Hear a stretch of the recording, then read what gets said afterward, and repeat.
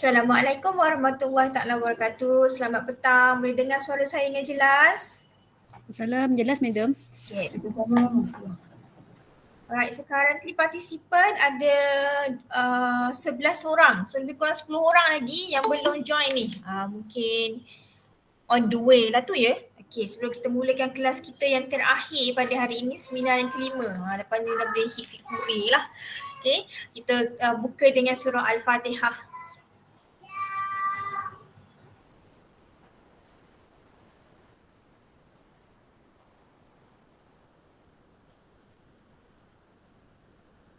Amin amin ya rabbal alamin. Terima kasih hadir awal ke kelas saya pada hari ini. Okay, so dalam kita punya topik dalam business plan, actually we have another topik yang kita belum lagi bincangkan, iaitu financial planning. Okay, that will be covered dalam seminar kelima inilah.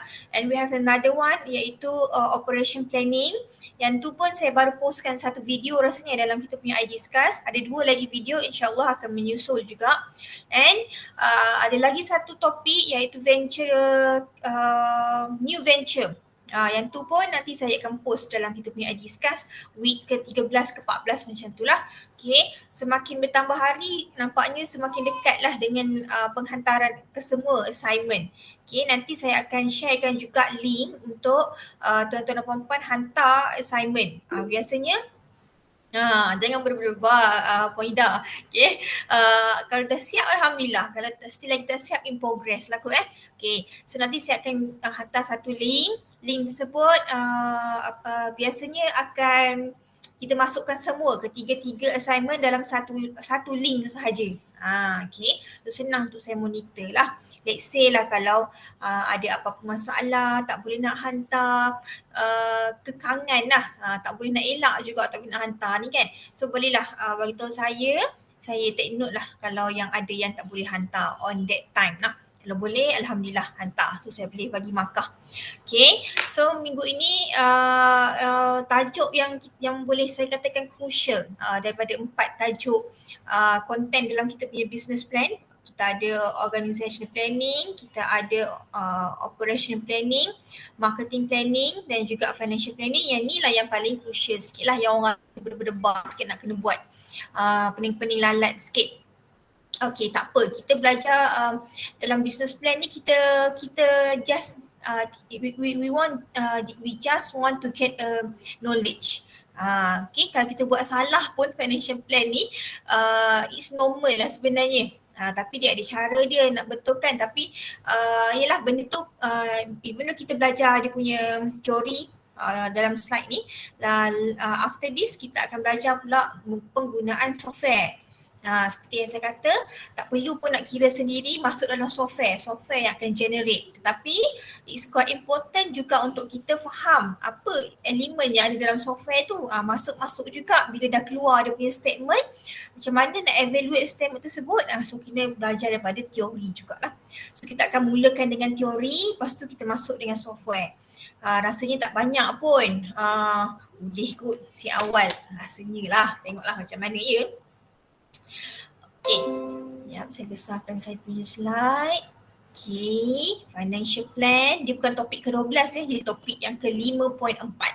Okay, at the end of this chapter, what should you get? Okay, number 1, to prepare relevant statement untuk each of the financial plan. Dalam financial plan kita ada pro forma statement, kita ada income statement, kita ada balance sheet, kita ada profit and loss. 3 statement ini saya cakap saya beritahu siap-siap dia akan di-generate oleh software berkenaan. Okay, kita masukkan maklumat saja.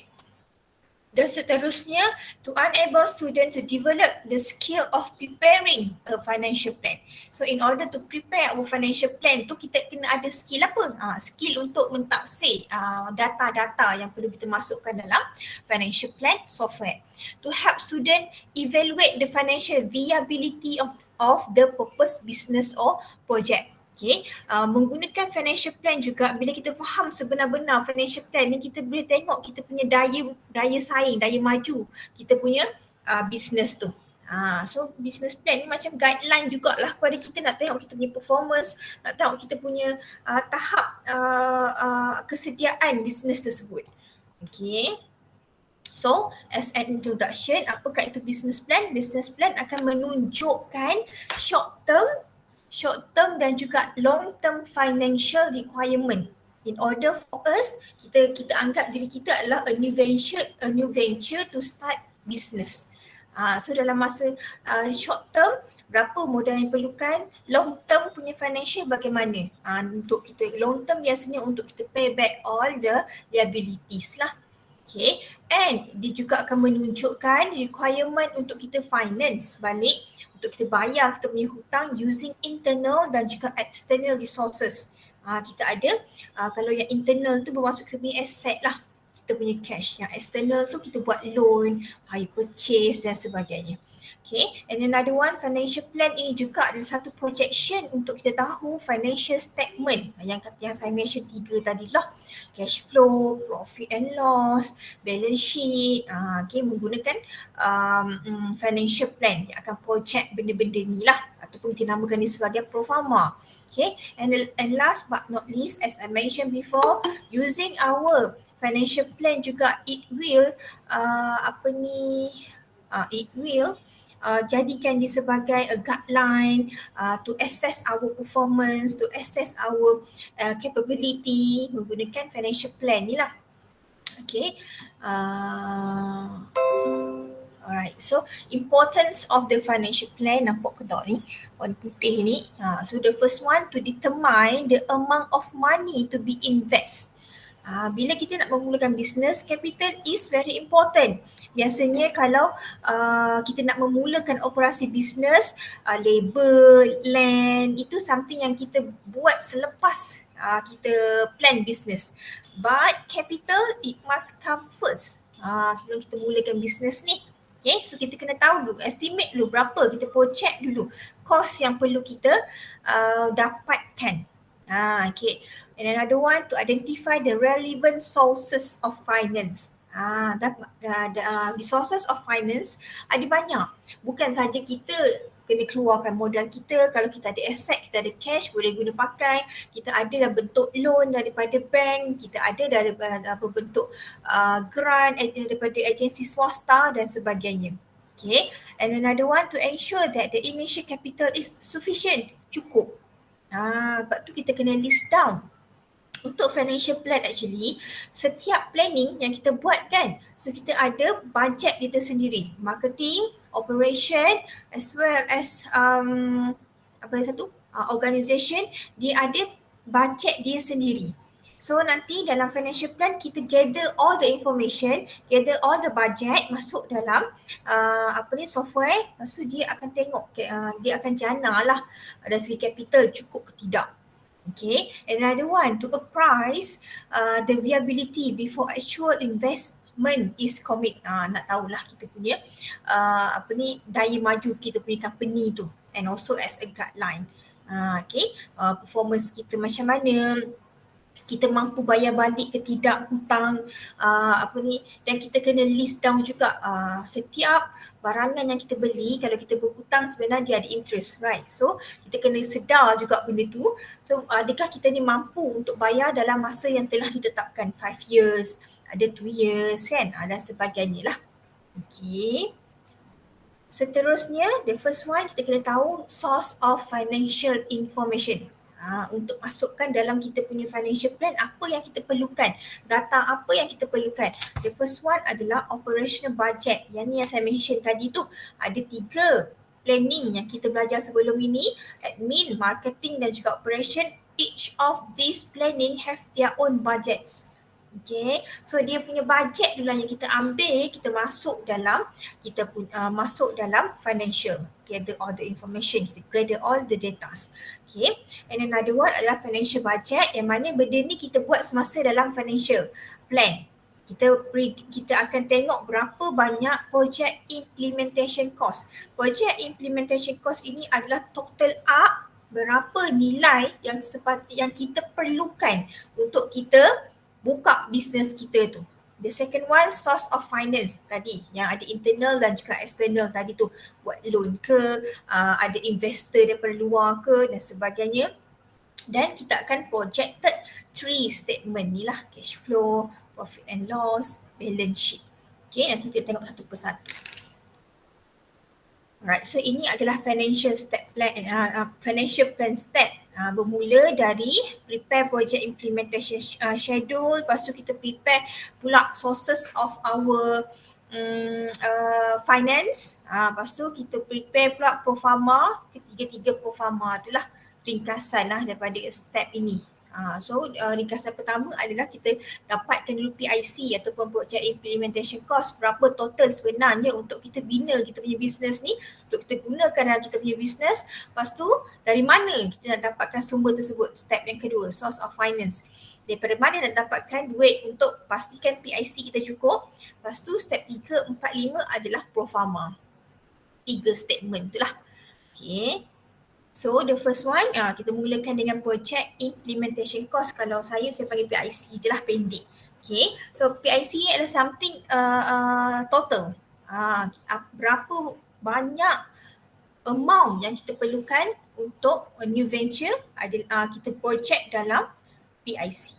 Okay, so dalam PIC ni dia ada long term cost dengan short term cost. Okay, untuk yang long term cost ini dia refer kepada pembelian yang kita beli fixed asset.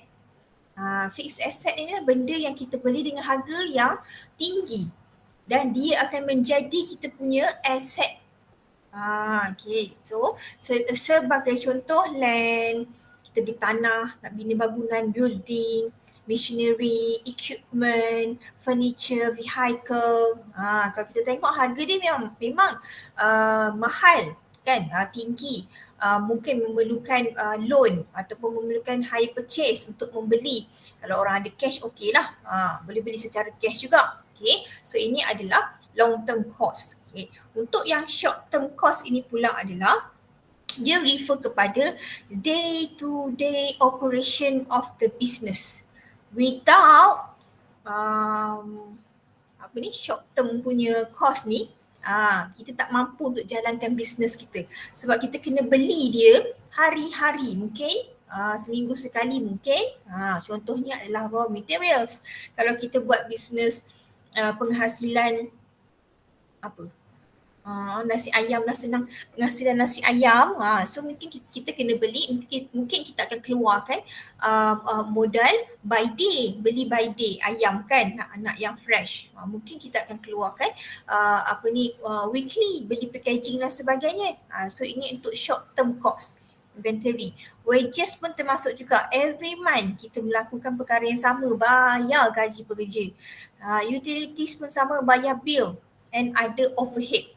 Overhead requirement yang bermaksud selain daripada raw materials yang selalu kita guna pakai. Contohlah nak buat nasi ayam guna beras basmati. Lepas tu let's say kalau at that time tiba-tiba beras basmati tak available kat mana-mana kat Sri Skandar ni.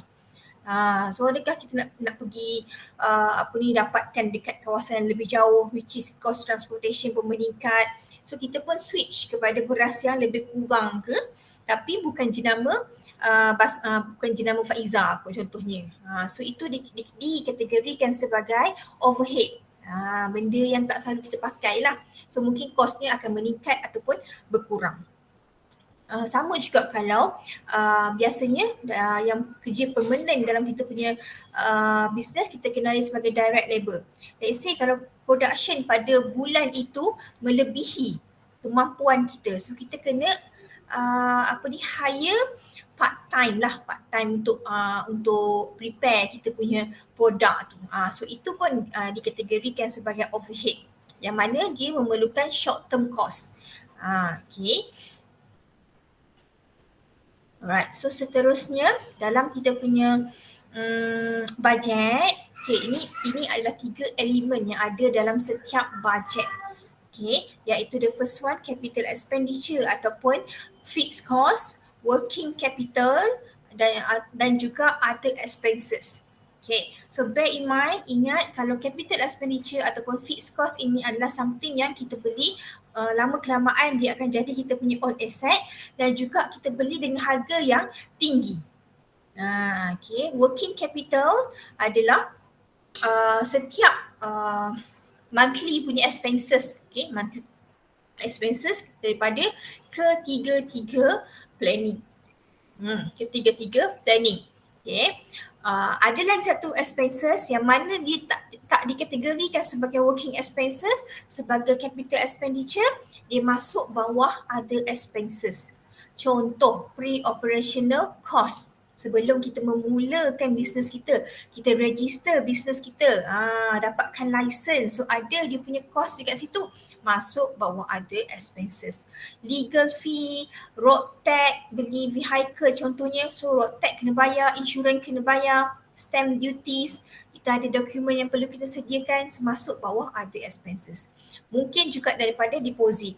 Kalau you decide to rent your office tu, you punya premise tu, you nak rent kan, so adalah deposit dia sebelum.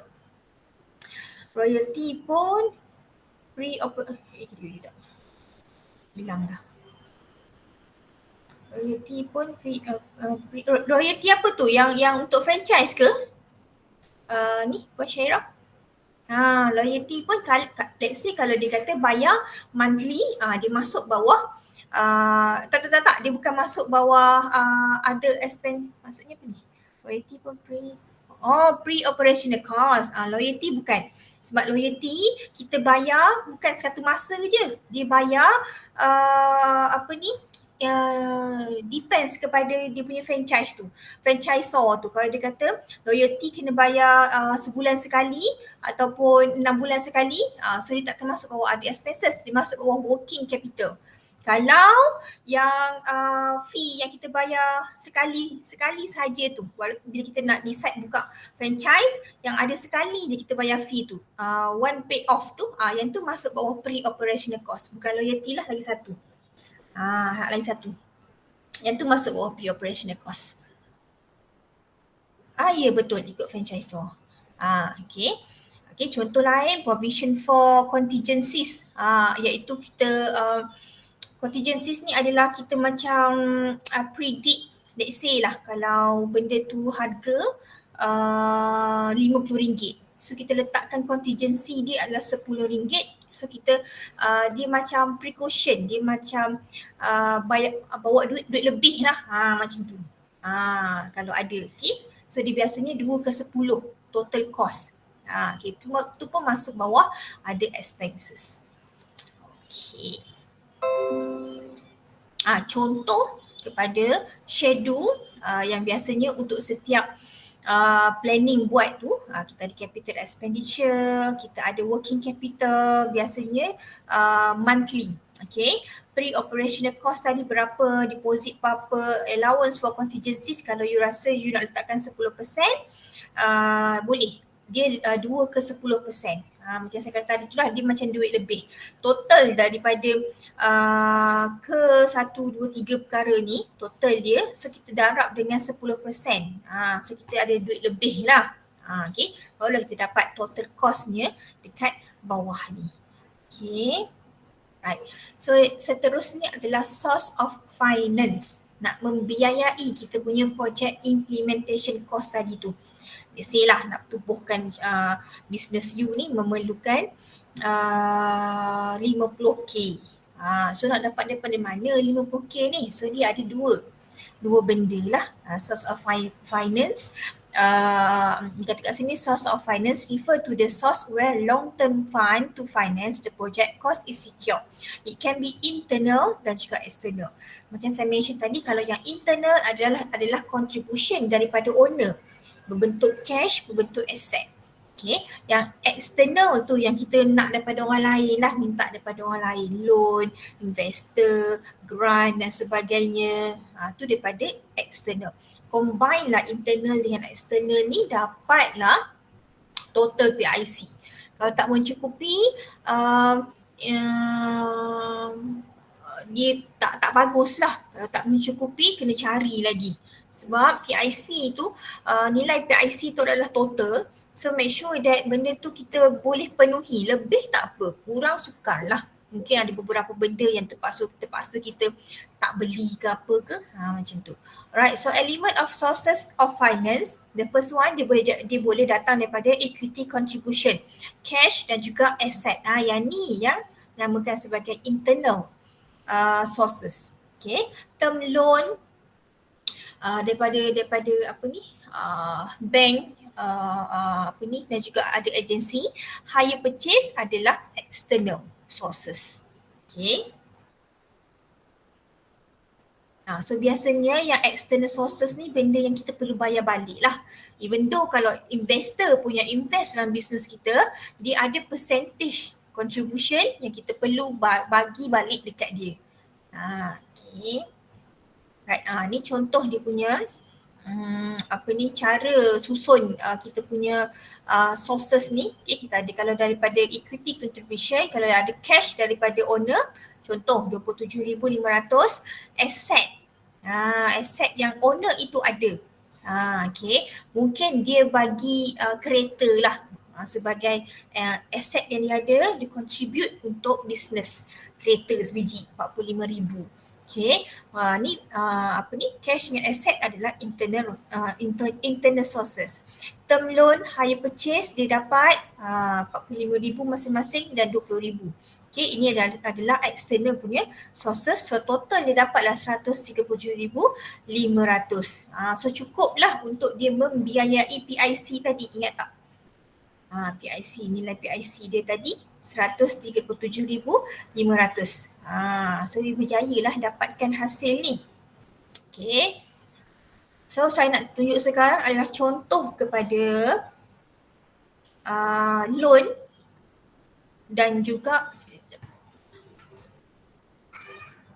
okay, kalau kita buat loan kan, so macam mana pengiraan loan tu sebenarnya. Okay, contoh kalau kita buat loan, amount ni adalah 45,000. So kita terikat dalam masa 5,000. Okay. So ini adalah loan yang, sekejap ya.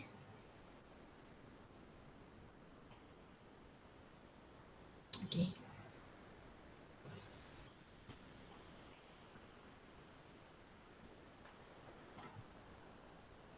Okay. So kalau kita, sekejap ya, lagi satu. Hire purchase. Okay, so kalau kita buat loan, biasa dengan loan ni adalah dengan bank. Okay, so kalau kita buat loan, interest akan berubah-ubah. Tengok ni, interest akan berubah-ubah, dia depends kepada balance yang tinggal setiap tahun. Okay, so itu kalau kita pilih yang loan amortization schedule. Okay, kita pinjam 45,000 dalam masa 5,000, berapa? Dalam masa 5,000 tu setahun kena bayar berapa?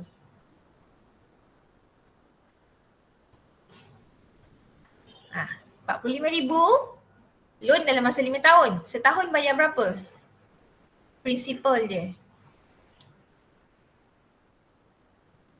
Berapa agak-agak?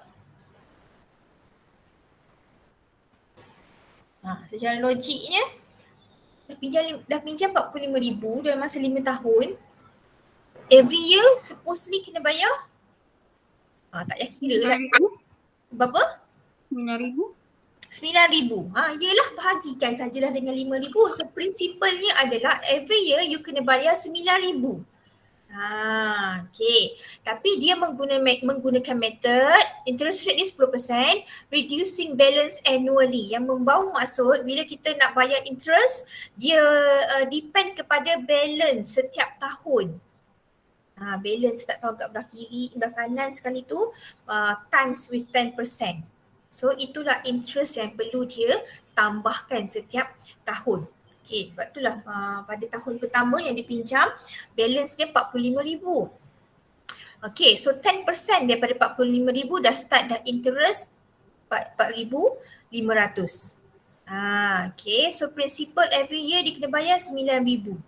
So total sebenarnya yang dibayar setiap tahun pertama adalah 14,500. Bila kita tambahkan dengan interest lah. Tapi every year dia kena tolak without interest.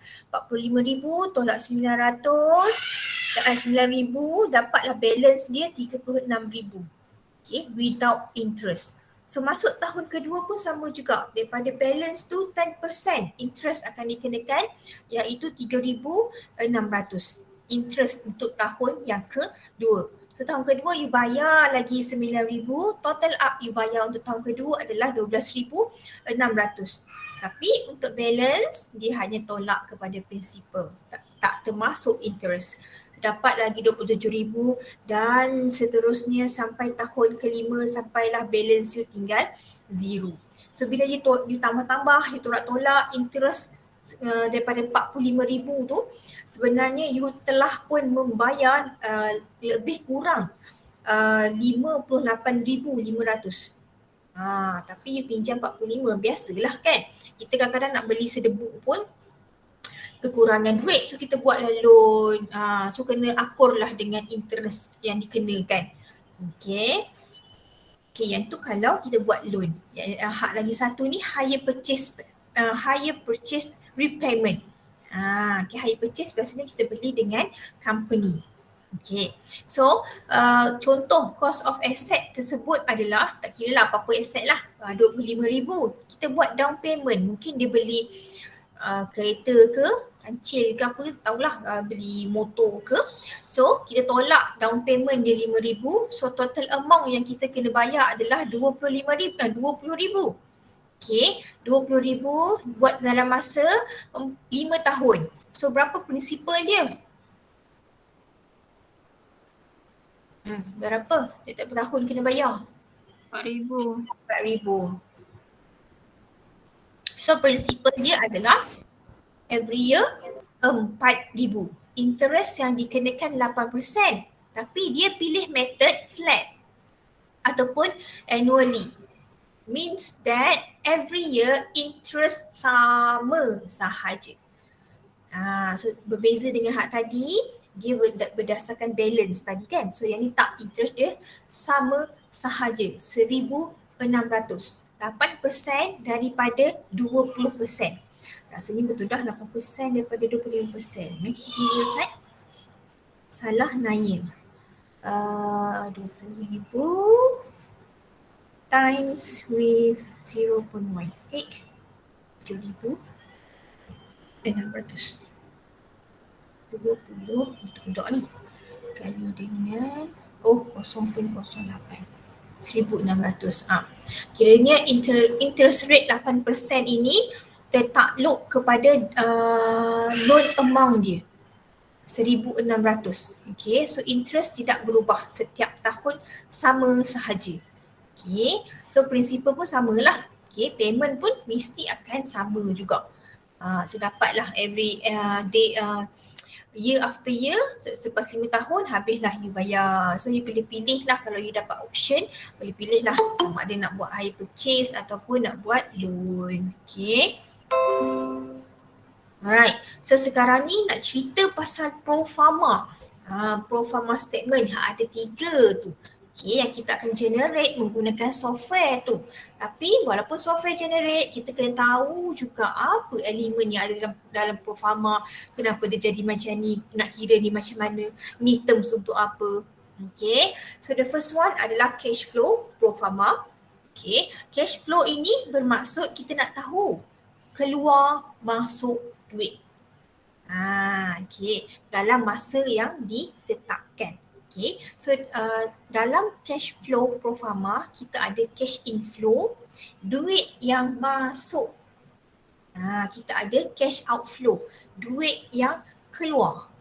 Dan kita ada deficit or surplus. Kalau deficit ini adalah amount of something that left over, yang masih lagi tertinggal lepas kita tolak total cash flow dengan total outflow. So kalau ada balance, bermaksud surplus. Kalau tak ada balance, negatif ataupun ada hutang, bermaksud deficit. Okay, so kita ada satu cash position, beginning and ending balance. Nanti kita akan tengok jadual cash flow. Bawah sekali ada ending cash balance yang biasanya akan dibawa ke bulan seterusnya menjadi beginning balance. So dia boleh tambah lah yang ada balance kat bulan ni, kita bawa ke bulan depan, kita boleh tambah dia sebagai kita punya inflow, cash inflow. Okay. Prinsipal tu macam mana? Dia boleh minta explain. Prinsipal, sekejap ya. Prinsipal ni dia macam nilai tetap yang you memang kena bayar. Dia berdasarkan daripada loan amount. Macam tadi loan loan amount dia adalah 45,000. So dia buat dalam masa 5 tahun. Every year berapa prinsipalnya, berapa nilainya yang perlu dilunaskan setiap tahun. So kita divide saja kalau macam ni, dia tak ada down payment kan. So 45,000 bahagi dengan 5, setiap tahun prinsipal yang diwajib bayar adalah 9,000. Nilai tetap yang dikena bayar. Dia depends kepada berapa tahun yang kita telah pun persetujui. Kalau macam ni dia down payment. So you punya loan amount kena tolak dululah. 25 tolak 5 sebab ada down payment. 25 divide by 20,000 divide by 5 tahun. So dapatlah dia punya principal. Macam itulah, senang je. Harapnya betul lah. Saya nak admit dulu, saya tak berapa nak terror sangat buat financial ni, bukan orang finance. Tapi I try my best lah ya. Okay, so ini dah tadi. Alright, so apa elemen-elemen yang termasuk dalam cash inflow? Tadi saya kata cash inflow itu adalah benda yang masuk kepada kita punya business yang mendatangkan yang kita kategorikan sebagai profit lah, benda yang kita boleh guna pakai lagi. Kita ada duit lepas tu. Okay, dia termasuklah equity cash. Okay, kita masuk cash dalam kita punya contribute cash dalam kita punya business. Kita sendiri owner bagi cash. Okay, term loan, kita minta loan daripada tak kira personal loan ke apa ke, business loan ke. So bila dia masuk dalam account kita, itu pun dikira sebagai cash cash inflow. Cash sales, of course lah, setiap sales yang kita hasilkan daripada penjualan produk tu masuk sebagai cash inflow. Collection of receivable, apakah itu collection of receivable? Kutipan hutang. Let's say lah kita sebagai supplier. So kita supply barangan menjahit kepada tailor, macam tu kan. So bila kita supply, dia takkan bayar sedebu macam tu, cash terus kepada kita. Kalau kita supply kepada business yang besar lah, business to business, okay, kita bagi invoice, kita bagi masa dia. Let's say lah kita bagi diskaun dalam masa 10 hari. Kalau dia bayar bil tersebut, kita bagi diskaun 2%. So dia pun rupanya dalam masa 10 hari dia tak bayar pun. Tapi kita tulis kat situ mesti dilunaskan dalam masa 30 hari. Kalau tidak, dia dikenakan interest. So tengok-tengok hujung bulan tu barulah dia bayar amount 10,000. So itu adalah collection of receivable. Sales of asset. Kalau kita ada asset, kita jual asset kita. So dia akan bagi balik aset tersebut, diberikan kepada orang tu bagi duit kita kan. So dia masuk kepada cash inflow. Benda yang masuk kepada business kita. Ni adalah benda yang keluar, benda yang kita expand, benda yang kita kita belanjakan, benda yang kita beli. Termasuklah operational expenditure. Contoh beli bayar gaji operator, contoh beli raw materials untuk operational bayar gaji pekerja, beli raw materials, beli equipment, okay. Marketing expenditure, buat promotion, bayar kalau you guna Google Ads ke apa ke, you kena bayar every month untuk tujuan promosi. Administration expenditure, beli stationeries, bayar bil utility, bayar bil internet, tu pun outflow lah tu. Okay, loan repayment, dia tak bulan bayar, hire purchase repayment, purchase of fixed asset, pre-operational expenses. Biasanya pre-operational expenses ni sekali je sebelum melakukan bisnes. Okay, bulan pertama, bulan kedua tak ada dah pre-operational expenses. Miscellaneous expenses, apa-apa sajalah pembelian. Okay. Right, so ini adalah cash surplus or deficit yang macam saya kata tadi. Kalau nilai inflow kita tadi yang masuk pada kita punya company melebihi outflow yang dikeluarkan, so dia adalah surplus, ada balance, positif lah. Okay, kalau inflow kurang daripada outflow, outflow terlebih, expenses kita terlebih, so dia akan menghasilkan negative amount, iaitu kita namakan sebagai deficit. Okay, and another one kita ada term cash position. Tadi saya mention beginning cash kita tambah dengan surplus ataupun deficit, dia akan jadi ending cash. So ending cash ini akan dibawa ke bulan seterusnya. Mungkin tak berapa nak nampak, nanti kita tengok dia punya table ataupun dia punya statement tu mungkin boleh nampak. Ini dia. Boleh zoom ke? Zoom in.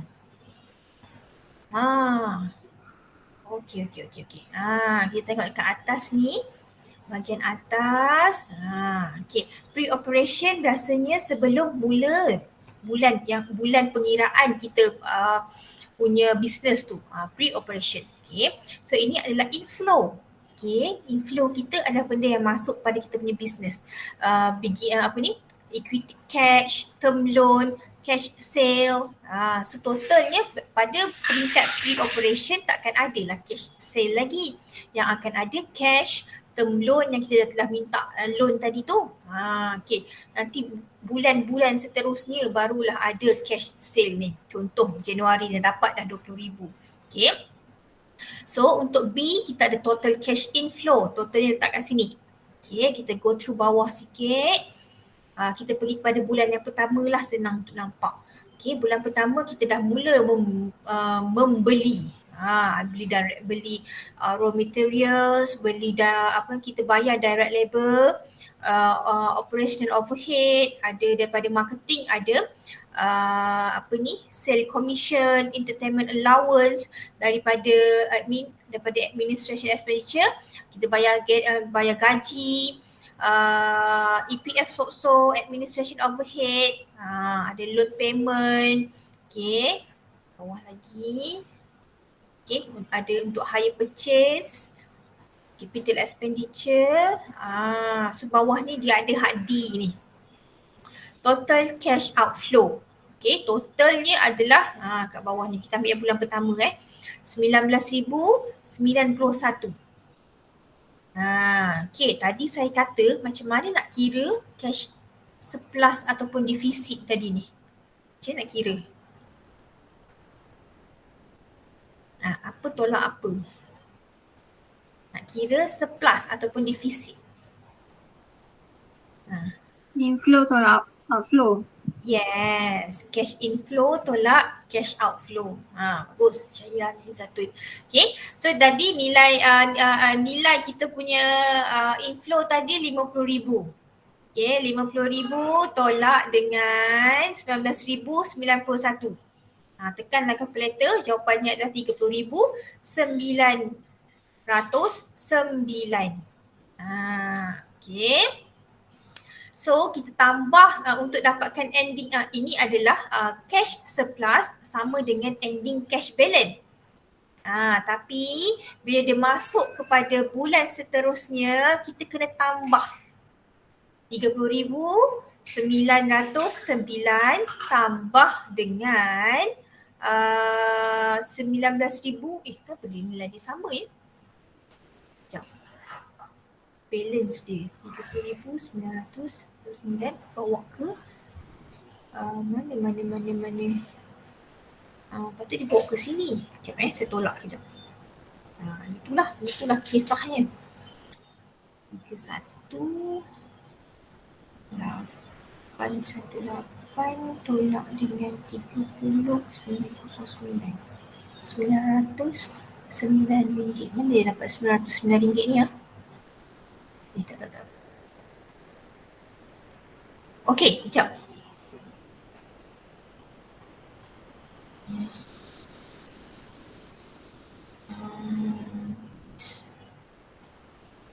Ni. Hari tu saya kira dah, betul dah. Tiba-tiba hari ni pelik pula. Supposedly dia memang macam tu. Nanti kalau you tengok dalam statement yang dalam software tu nanti kan, dia akan bawa ending cash balance, dia akan bawa kepada bulan seterusnya. Sepatutnya dia ada dekat sini. Saya pun tak pastilah kenapa nilai dia tak sama. Sepatutnya nilai dia akan sama. Ending cash balance, tak ada kat beginning. Madam, Ya? ending cash balance tu dia akan bawa ke atas tu kan, yang kat yang seterusnya yang dekat atas tu, beginning cash balance yang 30,909 tu dekat atas. Dekat atas? Dia akan bawa ke atas tu kan? Atas mana? Yang D ni ke? Atas lagi. Dekat tak bulan Februari tu. Dekat A bulan Februari. Ni. Beginning cash balance, betul. Dia akan bawa ke situ kan? Betul. Yang tu yang kena bawa. Sebab dalam software, beginning cash balance ada kat bawah. Tu saya duk cari-cari mana beginning cash balance. Ending cash balance, dia akan betul. Bawa ke bulan seterusnya. Dia akan bawa bulan seterusnya, nama dia beginning cash balance. Duduk kat atas rupanya ni. So nilai ni dia akan tambah bila at the end nanti dah dapat cash, dah dapat dia punya surplus ataupun defisit, dia boleh tambah nanti. Macam itulah. Dan seterusnya. Kenapa letak kat atas? Tak pasal-pasal tak jumpa. Okay, samalah. Yang ni pun sama juga. Cuma yang ni adalah year by year. Beginning cash balance ada dekat atas. Okay. Alright. So itu untuk cash flow. Keluar masuk duit. Okay. Kita pun dapat tahulah. Rupanya ada balance lagi. So okay lah. Let's say kalau tak ada balance lagi, bermaksud kita punya expenses dah terlebih. So kena beware, kena sentiasa berjaga-jaga. Okay. So yang kedua adalah profit and loss pro forma statement. Biasanya kita buat profit and loss ni dalam masa 3 tahun. Okay. Berapa banyak profit yang kita jana ataupun ada liabilities ataupun loss yang kita tanggung. Okay. So dia berbeza untuk manufacturing dan juga trading companies. Untuk manufacturing kita prepare manufacturing account. Kalau yang trading kita namakan dia sebagai trading account lah, macam tu je. Okay. Service pula kita prepare profit and loss account. Dia benda yang sama, cuma dinamakan sahaja. Okay. So dalam profit and loss ini apa yang elemen yang dalam dia tu adalah berbeza. Okay. Nama dia tadi untuk manufacturing, untuk trading, untuk service, elemen dalam dia tu berbeza. Okay, tapi masih lagi dalam profit and loss lah untuk pengiraan profit and loss. Kenapa berbeza? Sebab service dia tak ada pembelian produk. So dia menawarkan perkhidmatan. Terus boleh nampak dia punya profit and loss. Tapi untuk manufacturing, untuk trading kita kena tolak dulu cost of goods sold tu. Kita kena dapatkan dulu dia punya gross profit. Barulah kita dapat net profit. So dalam manufacturing, trading biasanya sama sebab kita ada sales. Berapa kita dapat sales, so kita kena kena kira cost of goods sold. Every cost untuk satu produk itu, sales kena tolak dulu dengan dia. Kena tolak dulu dengan cost ni, baru dapat gross profit. Okay. So nanti ada dia punya pengiraan. Ada dia punya formula. Okay, berbeza dengan service company tadi tu, dia ada sales tapi dia tak ada cost of goods sale. Sebab tu dia boleh terus dapat dia punya net profits. Okay, kita tengok dia punya formula kejap. Mana formula? Dia bagi dalam bentuk macam ni pula. Sekejap lagi lah. Saya terangkan dulu. Untuk pengiraan gross profit ni, nak dapatkan gross profit tadi saya kata sales, nilai sales tolak dengan cost of goods sold. So dapatlah gross profit. Okay, bila dapat gross profit, kita boleh kira net profit dekat bawah ni dengan cara gross profit tolak dengan total expenses kat sini. Termasuk semua ni, so kita akan dapat net profit. Okay, so bermaksud sales yang kita dapat pada waktu itu bukanlah kita punya untung sebenar. Nak dapatkan net profit tu guna formula tadi tu lah. Berbeza dengan yang sales service ini, service company boleh terus tolak terus. Sales yang kita dapat tolak dengan expenses, dapatlah net profitnya. Okay, so it's very important for you to realize that you punya business yang you nak buat nanti ni manufacturing ke, trading ke, service company ke, sebab dalam software dia akan tanya soalan tu. Okay, so dia detect, okay, you kata you adalah trading. So nanti bila trading, dia tanya lagi, business you ni sole proprietorship ke, partnership ke, private limited company sedang berhad ke? Sebab kalau private limited company, dia ada kena bayar tax. Kalau hak lagi dua tu tak perlu bayar tax. So you kena tahu dulu, kena kukuhkan bahagian business description. Okay, barulah boleh isi kita punya financial tu. Financial ataupun kita namakan dia sebagai fine planner sebenarnya. Okay. So kalau kita tengok dalam dia punya statement, contoh manufacturing and trading company, so nilai sales pada bulan tersebut 240. Okay, nak dapatkan gross profit, tolak dengan cost of goods sold. Cost dia adalah 90,000. So dia dapatlah dia punya gross profit. Okay, nak dapatkan net profit, gross profit tolak dengan all the expenses. Okay, ni total expenses kita 134,600. Okay, gross profit tolak dengan total expenditure, dapatlah net profit kita daripada 240,000 sales ni, net profit kita hanyalah 15,400. Okay, contoh untuk service company pula, macam saya mention tadi, kita boleh just tolak sahaja daripada sales, tolak dengan total expenditure, terus dapat 9,400 je net profit dia banding dengan sales je ni. Banyak benda yang kita kena bayar. Lebih banyak hutang, lebih banyak lah, lebih kurang lah kita punya net profit. Okay, so ini adalah profit and loss. Okay, yang seterusnya, proforma yang seterusnya iaitu balance sheet statement. Okay, balance sheet ini nama pun balance, so dia kena nilai bagi kedua-dua ni, kita punya projection tu akan sama. Okay, sama macam yang profit and loss will be projected dalam masa 3 tahun.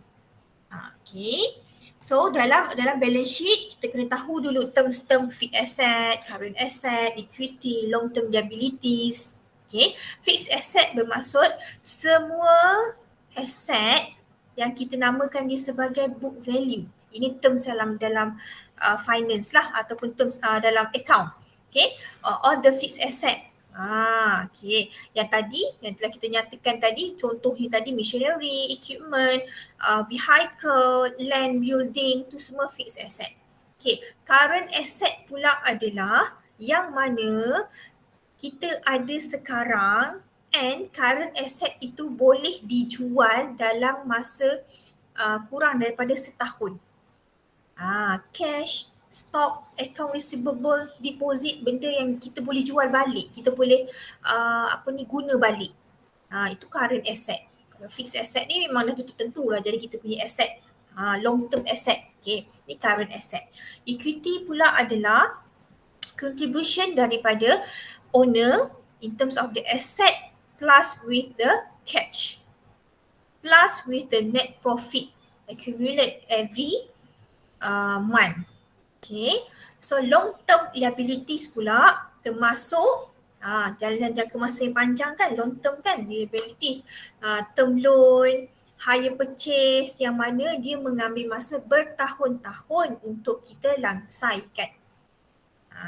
Okay, so fixed asset tambah dengan current asset, okay, it should be equal ataupun balance dengan equity, long term liabilities, equity plus with the long term liabilities plus plus 2 ni je lah nak dapatkan total equity liabilities.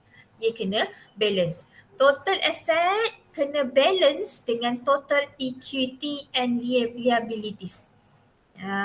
Kalau tak balance, bermaksud ada benda yang mungkin ada benda yang masuk, amount cash flow, amount inflow kita tak record, ataupun ada outflow yang kita tak record juga. So dia kena balance. Okay. Sebab tu nama dia balance sheet.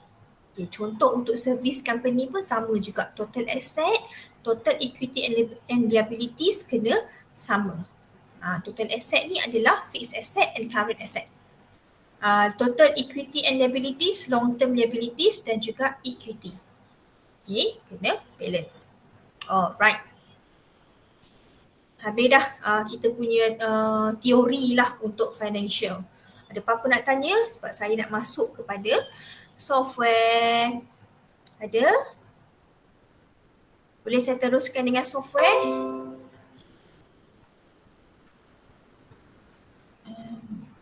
Boleh saya teruskan dengan software? Penggunaan software? Boleh, Madam. Okay. Software ni nanti saya akan sharekan dengan semualah. Siapa yang nak kena buat financial tu. Okay, ni adalah software financial plan for small and medium businesses. Okay, software ini di-develop oleh pensyarah UiTM juga. Tetapi dia Encik Ismail Abdul Wahab ni dah pun berpencen. So berkemungkinan kalau ada lah row ataupun kolom yang you tak boleh nak edit. Nak kena pakai password lah apalah. So pastikan benda tu you tak masukkan dia, you tak delete dia, biar je dia ada kat situ. Okay, nak suruh Cik Ismail ni pun dah tak ada dah. Okay. So financial planning ini memang special untuk small and medium enterprise. Okay. So dia consist of input, okay, input dan juga output. Input adalah setiap perbelanjaan planning yang saya kata tadi itulah, administrative kecil lah pula. Dia termasuklah administrative expenditure, marketing, operation expenditure. So ini semua input yang kita perlu gather daripada setiap planning. Let's say lah kalau ada you bahagi-bahagikan, ada orang buat administration planning, ada orang yang buat operational planning, ada orang yang buat marketing planning. So at the end nanti mereka akan come up with the budget. Okay, so orang yang buat financial planning ni bukan bermaksud dia kena tunggu dulu siap 3 planning barulah dia bertindak. Bukan. Bila kawan-kawan hak lain ni buat, you kena yang buat financial ni kena keep on update. Dah ada ke budget, dah ada ke expenditure ni? Sebab nanti you kena masukkan dalam input. Ini dia inputnya. Okay, so dalam input ini, the first thing you kena masukkan dululah nama company you tu. Okay, let's say and selalunya student saya akan pilih business, sole proprietorship dan juga partnership sahaja. Tapi kalau you pilih sendian berhad pun boleh je. Cuma nanti bila masuk kat bahagian masa lagi input dia kat mana entah, dia akan tanya. Kalau you pilih sendian berhad, dia kena bayar tax, corporation tax. Kalau yang dua lagi tu tak ada tax. Okay, so you masukkanlah dalam fixed asset ni. Kalau untuk administrative, land and building, you punya komputer ke, you punya apa lagi, dan sebagainya lah yang masuk dalam fixed asset. Working capital, gaji-gaji pekerja, you beli stationery, utilities dan sebagainya. Masukkanlah untuk setiap elemen yang ada. Okay, so dia benda yang sama je. Setiap plan, bajet dia, dia punya panggil apa ni, elemen ni, fixed asset, working capital, ada expenditure adalah benda yang sama. Cuma hak bawah dia ni je lah yang berbeza. Untuk yang marketing expenditure, dia punya fixed asset, mungkin signboard. Kalau yang operation, machine, equipment, vehicle, masuk dalam fixed asset. Okay, so working capital untuk marketing, bayar gaji pekerja pun dia juga, ataupun ada you buat promotion, every month you buat promotion, masuk bawah working capital. Untuk working capital, contoh di bahagian sini lah, ada raw materials, salary untuk pekerja of course. Setiap ni planning ni, tiga-tiga planning ni ada dia punya salary, EPF and SOCSO masing-masing. Okay, so jangan you kumpulkan satu dalam admin, tak boleh. Admin ada dia punya pekerja, Rani, HR apa ni, manager, assistant, semua masuk bawah admin. Okay, marketing pun ada dia punya pekerja juga, salesman, marketing manager, apa lagi, kot ada designer ke apa ke, nak buat kita punya promotion kan, so bawah marketing expenditure. Bawah operation kita ada operator, kita ada supervisor, technician, bawah dan juga operational manager, bawah operation. Okay, so jangan kumpul sekali. Okay, dia berbeza-beza, bajet dia berbeza-beza. Tapi nilai EPF, nilai SOCSO sama je lah. You kena ambil the current one, 2022 berapa sebenarnya potongan EPF. Berbeza ke daripada tahun lepas? Mungkin. SOCSO pula berapa? Okay, kena update. Tengok dalam KWSP punya website, tengok dalam SOCSO punya website. Okay, once sudah isi, okay, tu step yang pertama tu. Step yang kedua adalah sales projection. Kejap ya, saya nak kena buka satu slide. Satu slide ini, ada satu slide, dia bagi tahu semua information. Sekejap, saya cari dulu.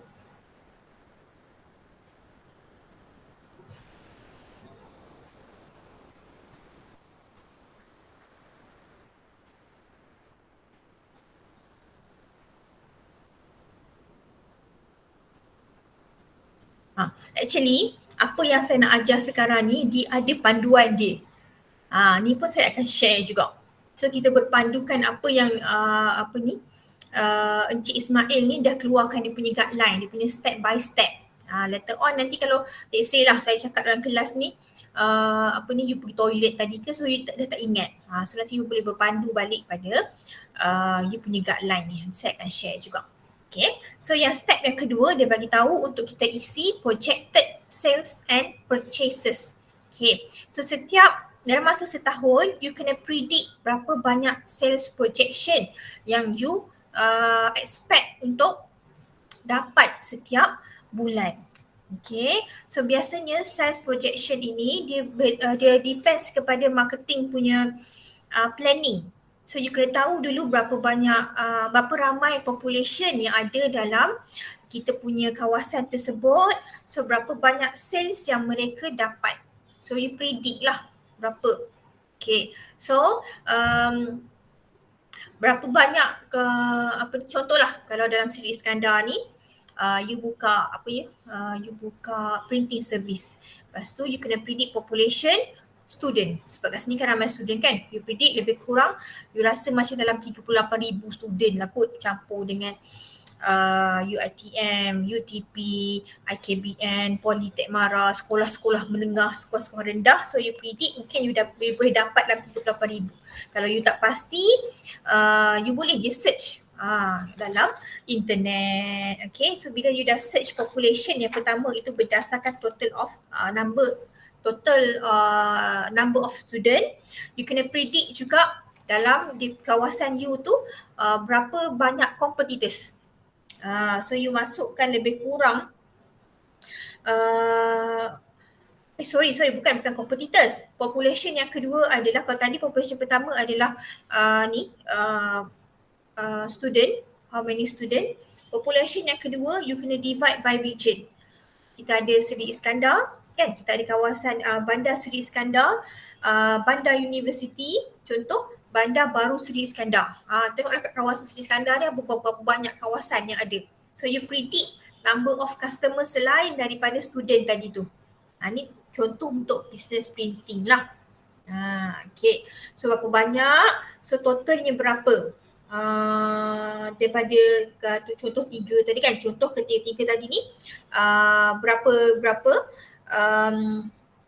totalnya. So you kena predict juga you punya business printing tadi tu. Let's say kalau you sediakan printing baju, satu unit baju tu berapa harganya.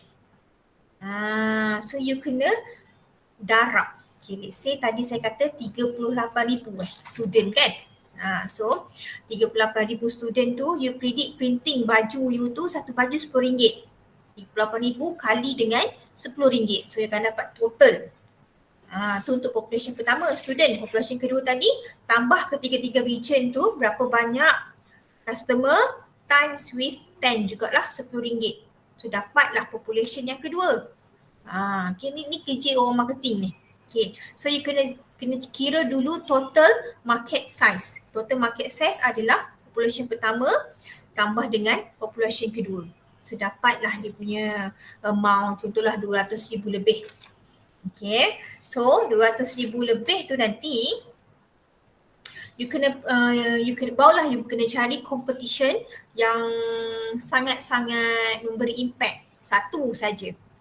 Okay, so dia ini adalah sebagai kita punya references ataupun dia yang memonopoli bisnes tersebut kat kawasan kita.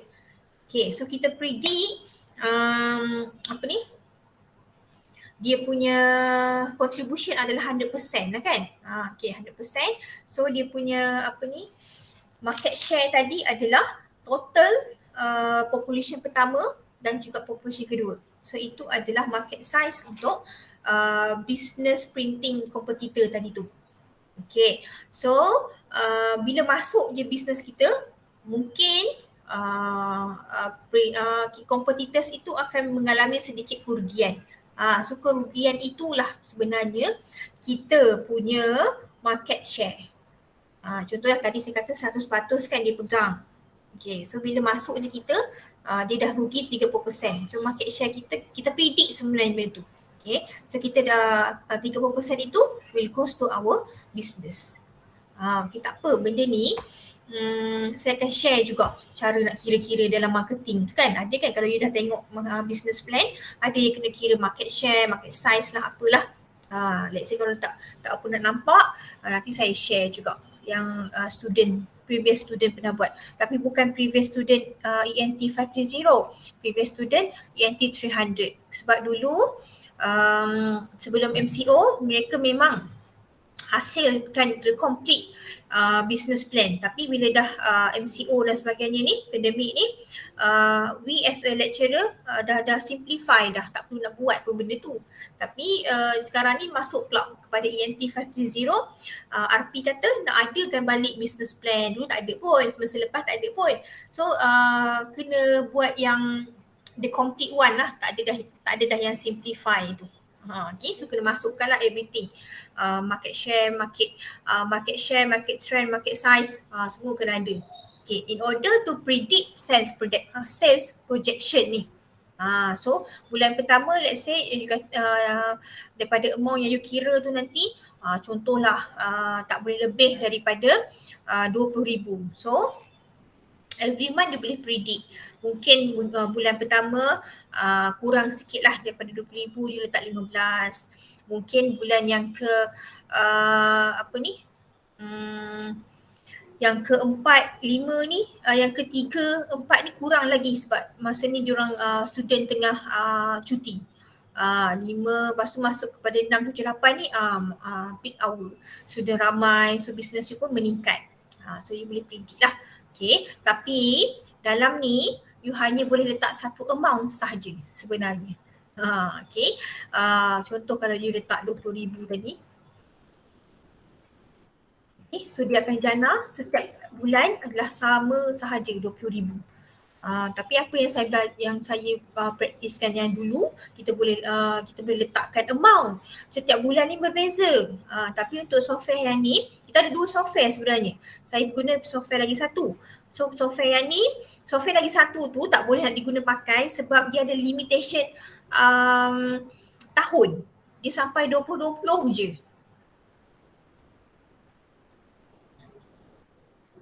Ya betul. Syahirah, betul. Company sediakan telefon office, so kita kira ada marketing ke? Betul. Kalau kejap. Telefon office tu untuk apa? Untuk marketing ke? Tapi you guna social media. Okay, kalau case macam ni, lebih senang you letak telefon office tu bawah admin. Sebab you kata, ke you nak call customer, masuk Puan Syairah?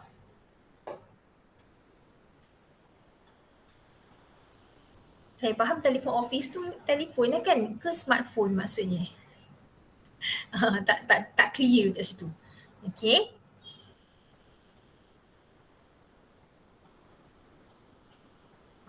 Smartphone guna untuk social media. Okay, kalau smartphone tersebut guna untuk social media, letak bawah marketing lah. Call customer semua letak bawah marketing. Boleh begitu. Dia kegunaan benda tersebut. Sama juga macam printer. Tadi saya kata saya buat bisnes printing kan. So printer nak letak bawah apa? Nak letak bawah admin ke? Nak letak bawah operational? So dia depends. Kalau printer tu you print bahan-bahan daripada procurement daripada admin slip gaji lah apalah you print bermaksud kegunaan printer itu adalah untuk admin. Tapi kalau printing, you kata, yelah kita buat bisnes printing, kita memerlukan printer. Hak besar-besar kedabak tu, yang tu letak bawah operation. So dia depends kepada function benda tu, kita guna untuk apa. Okay.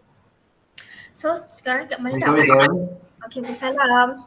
Kalau contoh investor tu macam mana Jawah? Maksudnya kalau investor tu kan dia banyak rumah sewa, dia buat sewa, nak memerlukan office juga ke macam mana? Investor, maksud Cik Azudin dia buat bisnes apa tu?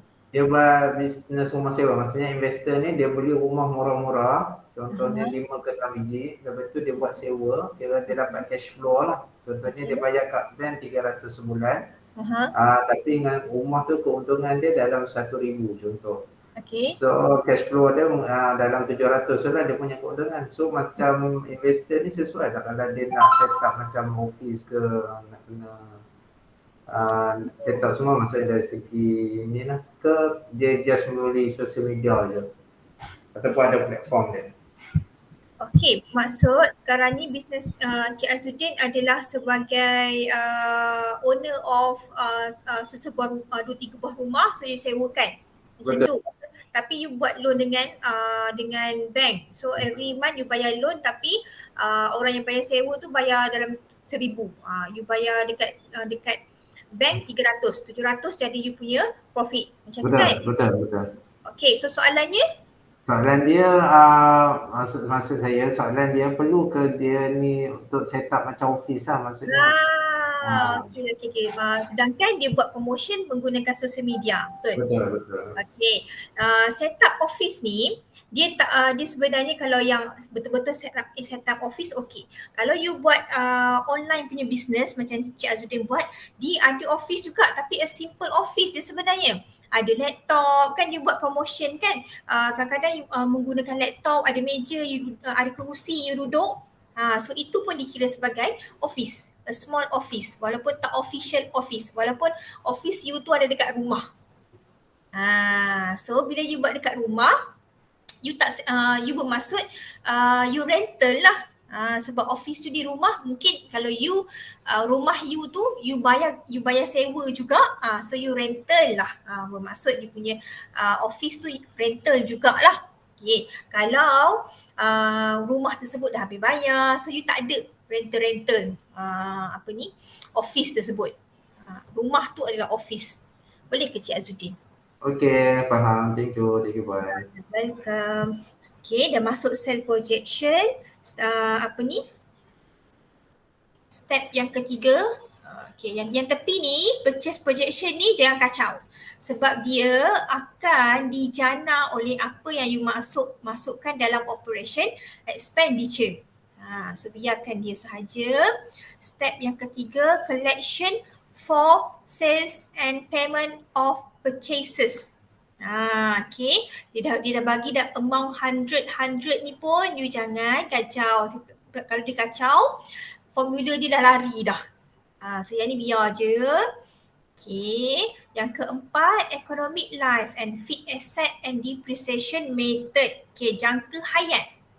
Economic life, okay. Jangka hayat, aset tetap yang you beli tadi tu. You beli vehicle ke, you beli building ke, so dia adalah aset tetap. Okay, dia ada jangka hayat dia. Dalam masa 5 tahun, dalam masa 3 tahun, biasanya 5 tahun lah. Okay. Dia yang kat bahagian fixed asset ni, kalau kita dah isi dah ketiga-tiga input ke atas nanti, dia keluar. Dia akan keluar sebenarnya kat bahagian ni. Okay. Apa lagi? Step yang kelima, increase in working capital if any. Ini kalau jika ada peningkatan dari segi variable cost. Gaji ke, raw material ke, every year you predict. Okay, kalau tak ada biarkan kosong. Kalau ada you boleh predict lah 5% ke, 7% ke, 10% ke peningkatan. Mungkin setiap tahun gaji pekerja memang akan meningkat berapa persen. Okay, boleh letakkan dekat increase working capital. Yang keenam, ending stock for raw materials and finished good. So, untuk step yang keenam ini dia berbeza untuk bisnes yang trading, manufacturing and services. Ini adalah anggaran stok bahan mentah yang dilakukan untuk setiap tahun kita anggarkan berapa. Okay, let's say kalau bisnes kita itu adalah trading, okay, kita tak menggunakan raw materials untuk hasilkan produk. So kita kena pergi kat bahagian finished good. So setiap tahun berapa jumlah yang you beli. Contohlah you buat bisnes Chocotalk, you as a agent. So you pegang stok, you ambil daripada HQ dan masa setahun you predict berapa costnya untuk you beli produk tu, Chocotalk tu. Okay, boleh letakkan dalam ending stock of finished good berapa nilainya. Okay, let's say kalau you are dalam manufacturing, of course lah you kena letak ending stock of raw materials. Setiap tahun berapa you predict untuk pembelian raw material sahaja. Okay, yang ketujuh iaitu rate of taxation. Ni yang saya kata tadi ni. Dia akan depends kepada yang nombor 8 ni, business background. Okay, dia rate of taxation ini hanya dikenakan kepada business private limited company. Okay, private limited company. Kat bawah ni ada 1, 2, 3 ni kan. Kalau you pilih private limited company, bermaksud nama company you kena ada sendian berhad dekat belakang. Okay, so you kena semak juga tahun semasa berapa percentage taxation kepada corporation. So ini ada 28. Ada tahun hari tu saya tengok 25. So you kena tengok balik. Okay, yang ke-8 isi background. Let's say kalau you sendian berhad letak 1. Proprietorship, sole proprietorship 3, partnership 2. Okay, and you need to know juga you punya nature of business, buat manufacturing ke, trading ke, service ke. Okay, kalau macam Cik Azuddin tadi servis lah. Okay, kalau macam yang tadi siapa nama dia? Cik Anim tadi, ya, dia buat sambal dia tu manufacturing lah. Okay. And nombor 9 kita kena masukkan source of finance. Okay, mana ke nota saya tadi? Anggaran interest. Okay, anggaran interest every year. Okay, so ini adalah kalau kita buat loan kita ada interest kan, masukkanlah 5% ke 3% ke. Okay, kalau you kata nak buat loan dalam masa 10 tahun lah you letak. Interest payment method sama ada flat rate ataupun annual rate yang tadi kita bincangkan tadi tu. Kalau yang flat rate dia punya interest sama setiap tahun. Kalau you pilih annual rate, dia punya interest depends kepada balance every year. Pilih mana satu yang berkenan lah. Okay, kalau you pilih hire purchase, berapa dia punya interest, berapa masa yang you nak. Yang ni pun you kena decide. Ataupun kalau you pun dah pernah ada pengalaman kot buat hire purchase kan, buat loan semua, mungkin ada lebih info boleh gunakan dalam kita punya pengisian financial plan ni. Okay, so bila dah isi ke semua-semua ni, dah yakin betul tak ada kesalahan, okay, barulah you boleh klik untuk source of finance. Okay, source of finance ini dia akan keluar project implementation cost dan juga source of finance. Okay, dalam requirement ini jangan risau, dia akan dijana daripada input yang kita masukkan awal-awal tadi. Marketing, operational, administration, dia punya fixed asset, working capital, semua akan keluar dekat sini dengan kos-kosnya sekali. Okay, untuk proses ini, untuk step ini, you kena pilih sama ada contoh dia punya land and building ni you dapatkan dengan mendapatkan loan ke, hire purchase ke, ataupun cash daripada owner contribution ataupun existing asset yang you ada. Contoh kalau kereta you nak pakai untuk delivery. So itu adalah asset daripada owner contribute untuk business. So itu existing asset lah. Kalau tak, kalau loan ke, hire purchase ke, you kena nyatakan dengan type nilai kos tu. Okay, dah isi habis-habis ni. Okay, step yang terakhir iaitu ini adalah step yang terakhir. Bila you dah isi yang ni, you boleh tekan cash flow statement, you boleh tekan income statement, you boleh tekan balance sheet statement. Semua tiga benda ni dia akan janakan untuk you. What should you do adalah you kena check lah. Contoh cash flow kan. Ada nilai-nilai negatif ke.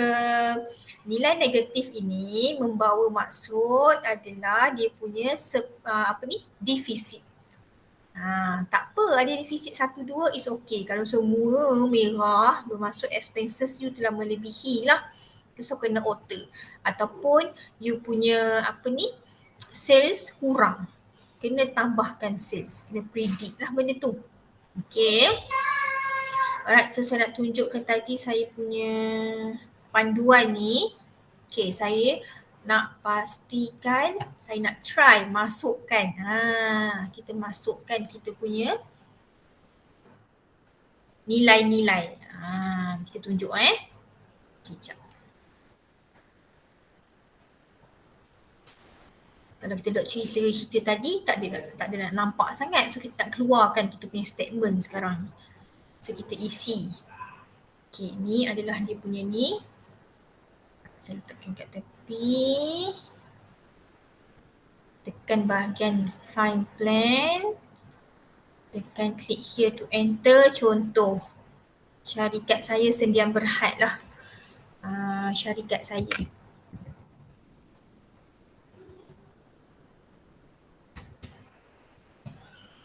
Sendian Berhad. Okay. So bawah ni saya letakkan land and building, saya letakkan furniture. Saya beli furniture. Beli meja, beli kursi. Okay, saya beli juga komputer untuk saya buat online. Okay, saya beli komputer.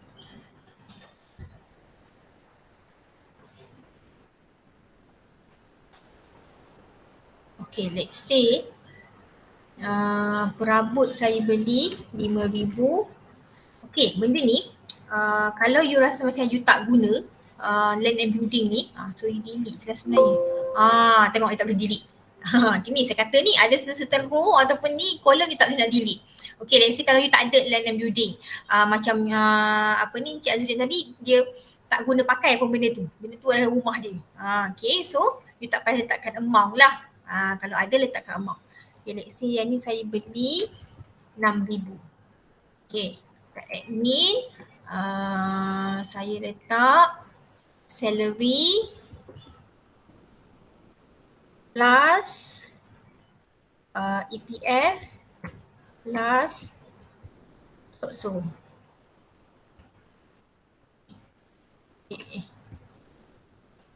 Okay, so nilainya untuk admin saja 8,000.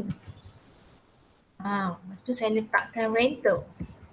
Saya sewa 2,000. Stationaries.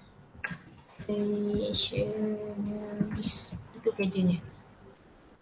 Stationaries saya beli 400.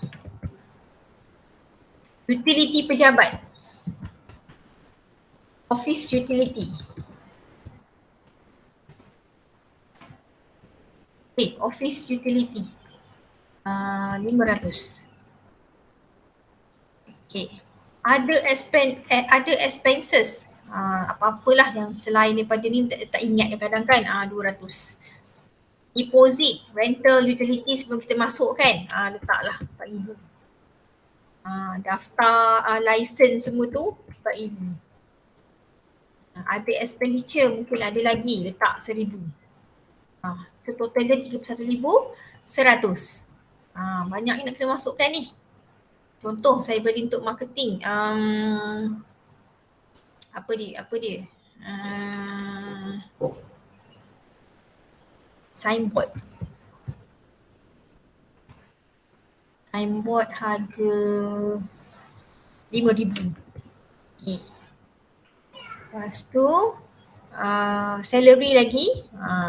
Saya kata setiap ni ada salary kan. Plus with EPF, plus with so total 4,000. Lagi ada expenditure 1,100. Okay, deposit tak ada, business transaction tak ada, insurance, road tax tak ada. Ada expenditure masuklah 500. Okay. Untuk operation beli machine, equipment. Okay. Beli machine 12,500. 2,500. Okay, raw materials 4,500 contoh.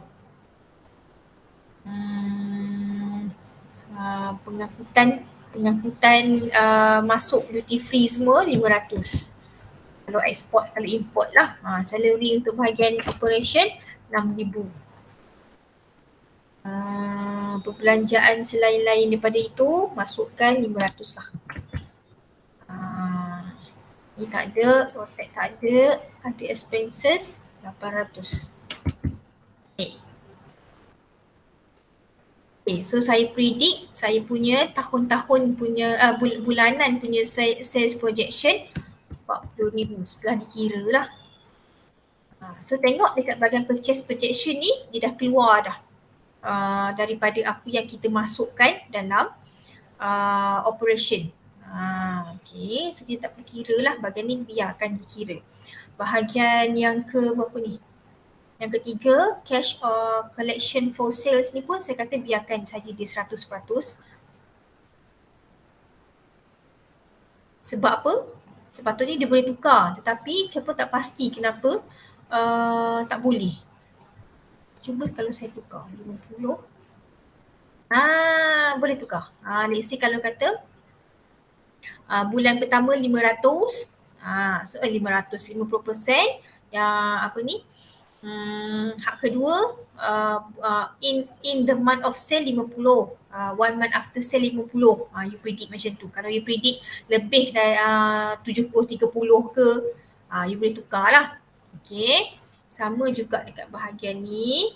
Cash payment for purchases. Contoh saya letak kat sini.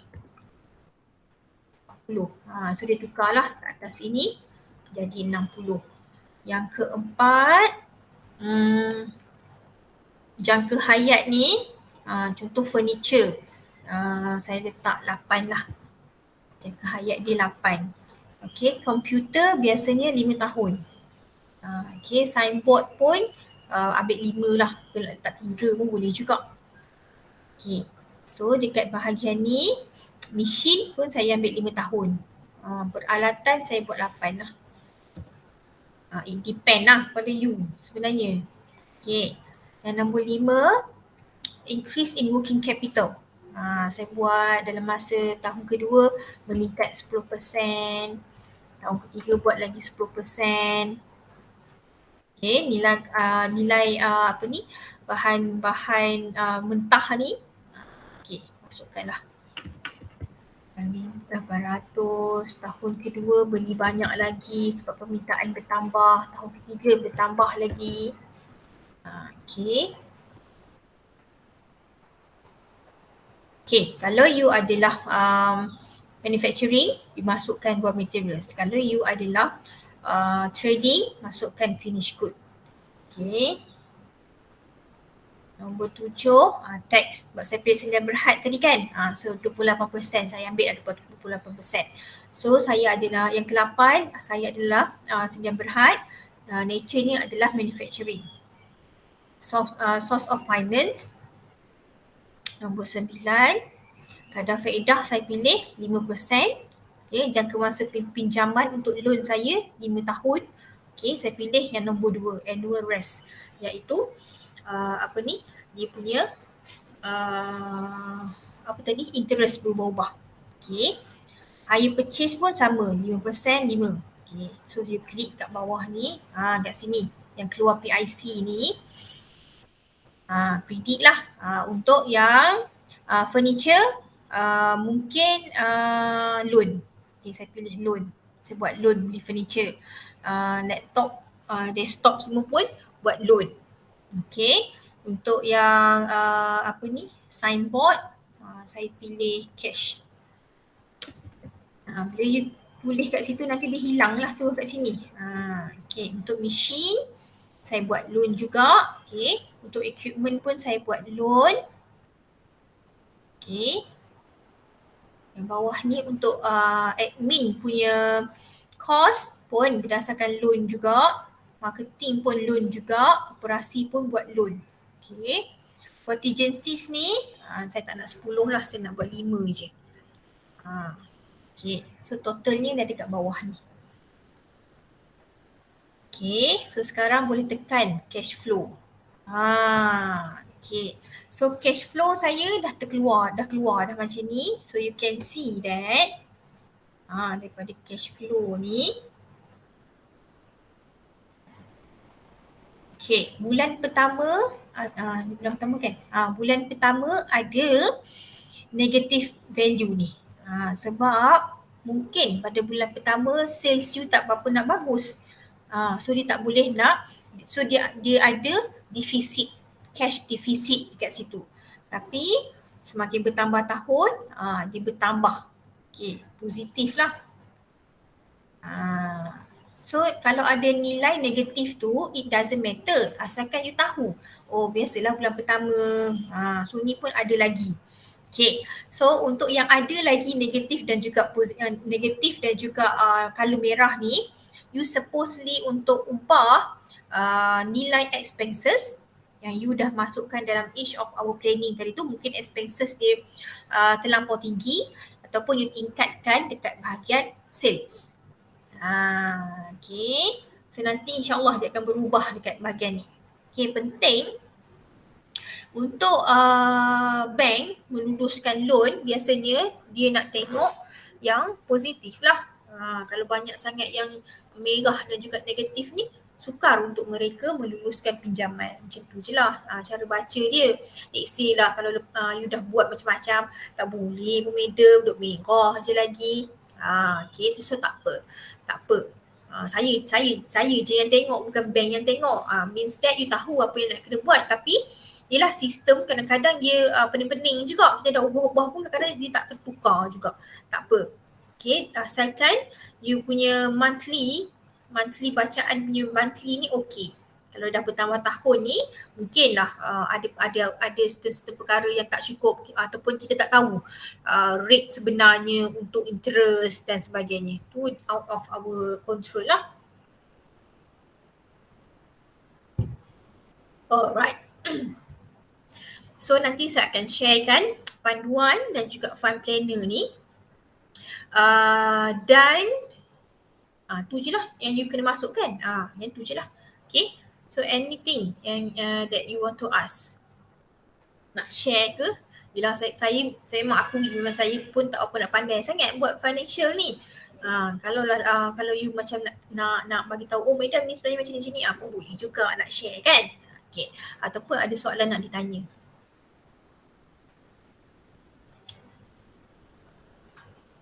Kita tak ada soalan sebab tak buat lagi. Madam, semua figure-figure ni kita reka je kan? Ya betul. Lepas tu kita masukkan dalam report lah. Nanti nak masukkan dalam report tu, sekejap je. Nak masukkan dalam report tu, you screenshot je. Guna snipping tools ke apa ke, masuk dalam report. Dalam report kena ada project implementation cost ni. Ada cash flow, income statement, balance sheet. Tu pun dah cukup dah. Yang bahagian input ni tak perlulah. Lepas tu soft copy yang soft copy sistem ni madam nak balik tak? Yang kita dah input ni. Tak perlu. Ke tak payah? Tak payah. Tak payah lah. Okay. Screenshot saja. Ada apa-apa lagi nak ditanya? Last dah ni, last class dah. Satu madam. Lagi. Madam, nature of business tu macam tadi dia ada manufacturing, trading and service kan. Kalau kita food and beverage, bahagian apa Okay, food and beverage tu adakah you menghasilkan barangan tersebut ataupun you ambil daripada orang? Oh, kita bancuh. So manufacturing lah. Kalau you bancuh, you buat sendiri, you as a manufacturing lah. You buat sendiri. Tapi kalau makanan tersebut you macam dropshipper kan, ambil daripada orang, so you trading. Okay madam. Okay. Tak ada, dia tak bagi kesan pun kepada markah. As long as you dah faham guna sistem kan. Yang untuk bahagian financial ni, pembahagian markah dia, asalkan you attach kita punya screenshot ni,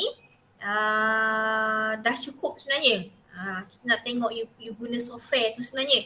Hasilnya kalau dah merah-merah tu, kalau terlampau banyak merah and you doing nothing, mungkin akan dideduct markah. Tapi kalau macam ada satu tempat, dua tempat yang ada negatif tu, kita faham lah. Even though kita punya software ni, kalau kita punya panduan kan, dia punya panduan tu, kalau you follow sebiji-sebiji panduan tu pun nanti ada juga negatif dia, ada juga merah-merah dia. Okay, cuma kita nak kita bagi markah tu nanti berdasarkan kita faham you memang dah boleh guna software tu.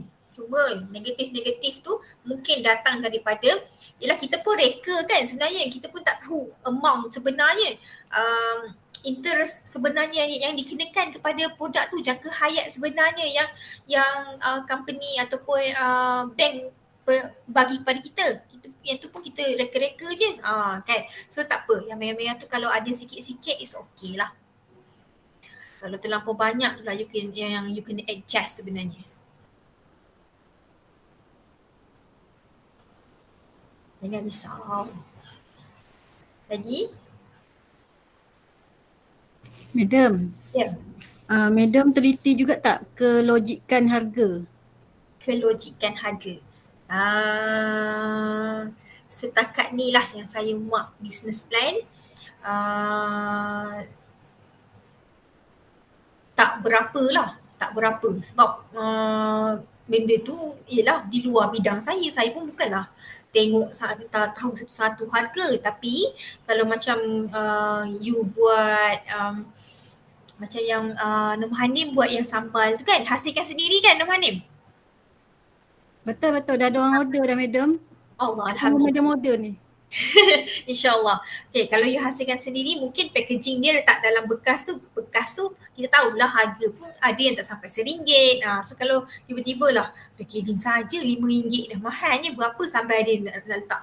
Sebab kita kira dari segi kos kan. So tu nampak macam tak logik sangat lah. Okay.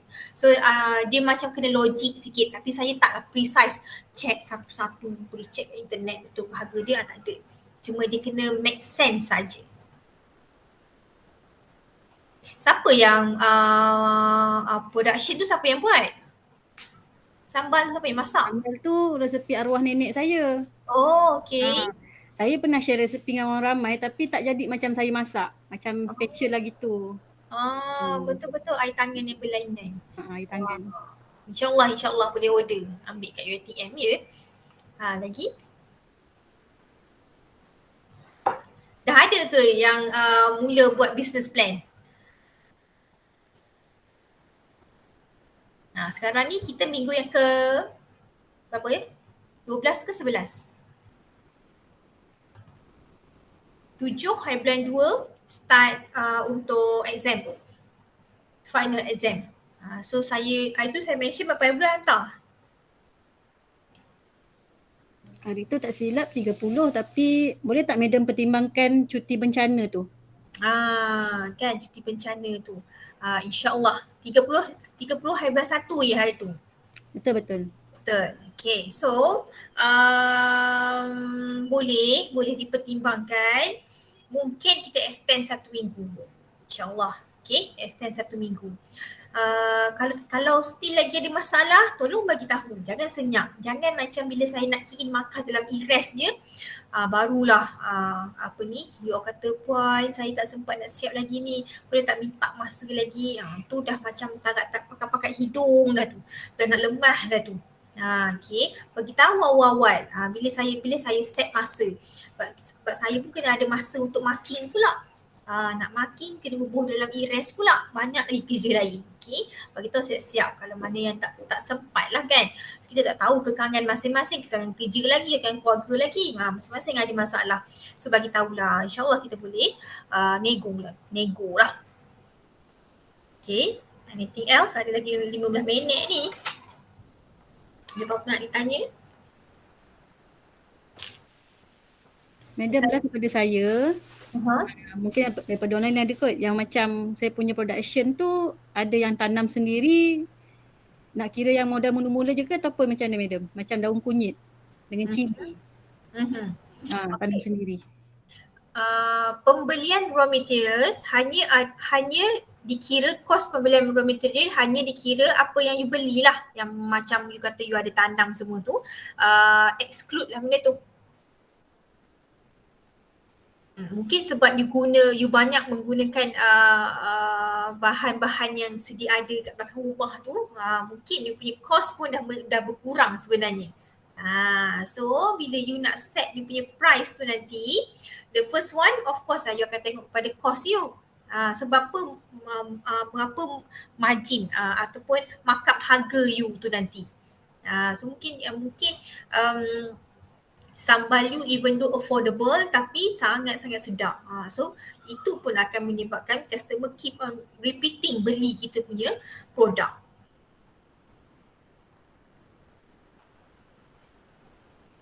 Lagi satu, mungkin Nur Hanim boleh promote you punya sambal tu menggunakan ingredient yang fresh.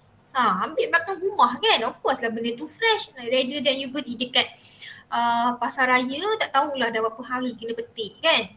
So tu pun boleh jadi you punya competitive advantage ataupun you punya keunikan sambal you menggunakan bahan-bahan yang fresh. Marketing juga tu. Petik je bila nak masak. Lagi?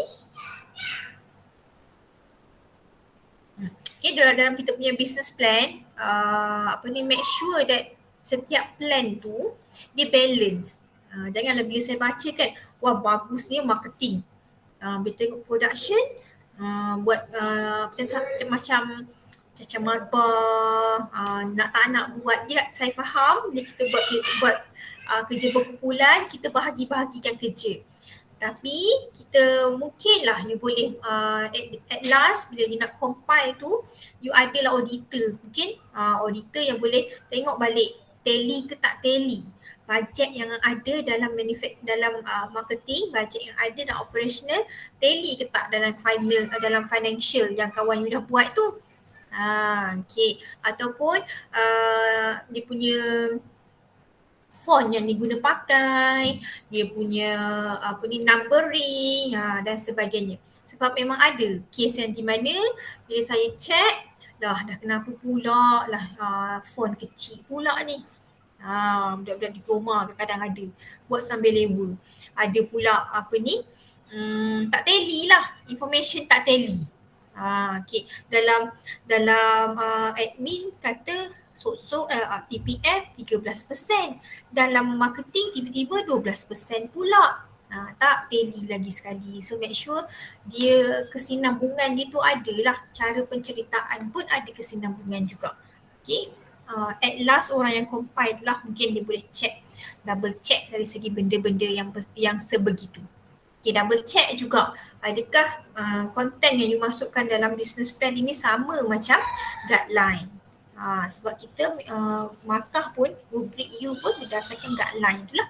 Apa yang supposedly ada dalam guideline, itulah rubrik pemarkahan kita berdasarkan guideline itu. Lagi?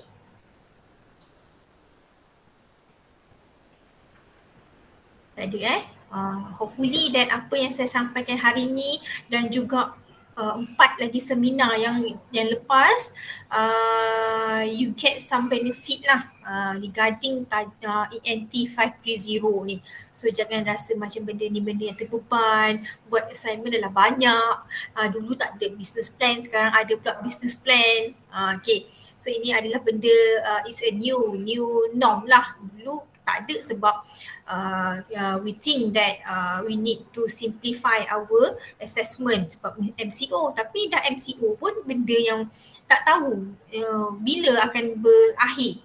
So adakah kita nak guna simple format itu sampai ke akhirnya. So kita fikir-fikir, okay, kita wujudkan balik business plan.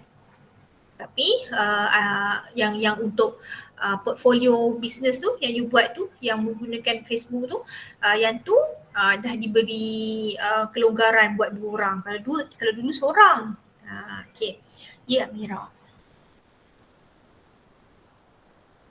Okay, untuk presentation, kalau untuk saya punya diploma student, saya suruh seorang je present. Samalah juga untuk you all, seorang je. Sebab kalau kita ramai-ramai, and I notice juga kalau buat ramai-ramai kan, seorang-seorang dah berapa dah cakapnya. So better seorang je. Buat seorang je. Oh, nanti kejap saya share guideline untuk presentation. Rasa macam tak share lagi.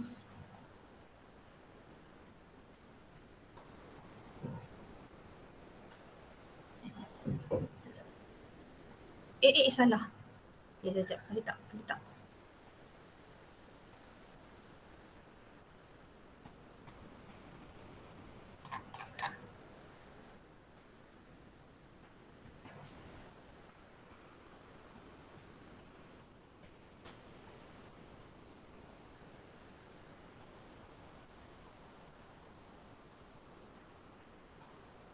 Alah, hang block. Oh, bukan. Sekejap ya.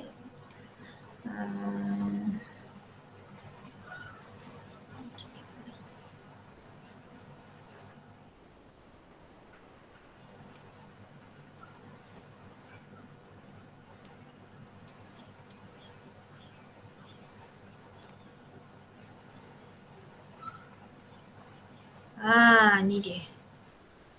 Okay, video presentation. Okay. Duration must be 15 to 20 minutes only. Okay, so you kena masukkan information about your company names, product. Boleh menggunakan PowerPoint, Canva, Photon or anything lah. Presentation must be fully in English. Okay, so dalam slide tu ada dah ditunjuk siap-siap dah apa yang nak kena masuk. Title slide, problem, solution, opportunity and target market, competition, market and sales. So you follow je lah. Okay, so itu je guideline dia. Sebab tu so saya tambah lagi satu lah, hanya seorang je kena present. Siapa yang nak kena buat slide ke apa ke, depends lah. Orang yang present tu ke, orang lain buat slide, orang lain yang present ke, tak menjadi masalah. Okay, pastikan 15 ke 20 minit sahaja. Kalau lebih saya potong markah.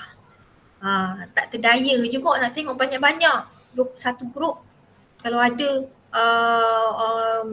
setengah jam ke 35 minit ke, tak terdaya juga saya nak tengok. Pastikan 15 ke 20 minit sahaja. Yang ni saya akan kongsikan juga nanti.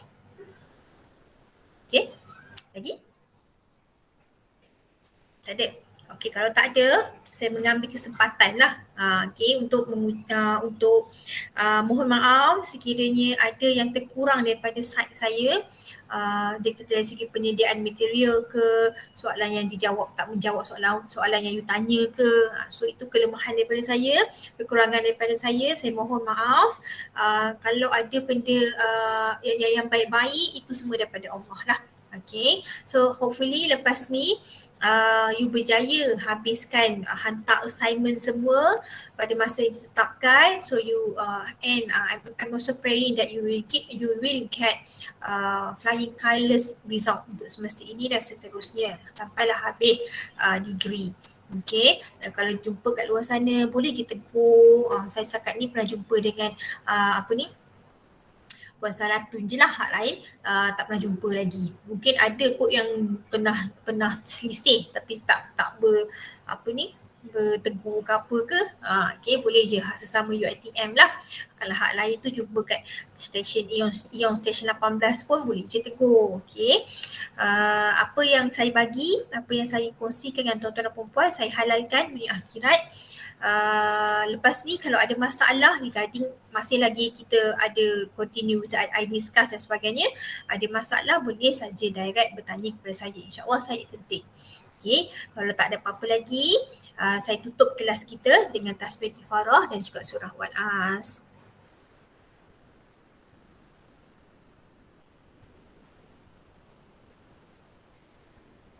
Amin, amin ya rabbal alamin. Jumpa lagi pada masa yang akan datang. Good luck lah. Good luck everyone. Okay. In whatever thing you do. Dalam apa profession pun sekarang yang you ada, mungkin ini adalah kebaikan untuk you. Ambil degree ni pun mungkin kebaikan kepada you untuk you hasilkan kebaikan kepada orang lain. Mungkin ada yang ambil degree nak naik pangkat ke apa ke, tapi sebenarnya bila you naik pangkat, you jadi ketua mungkin, so you nak mudahkan lagi kerja-kerja pekerja you, mudahkan lagi kita punya stockholder, kita punya klien, kita punya student dan sebagainya lah. Tu untuk kontak UiTM lah.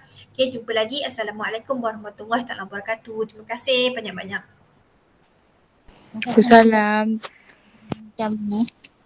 Terima kasih, Madam. Terima kasih, Madam. Sama-sama.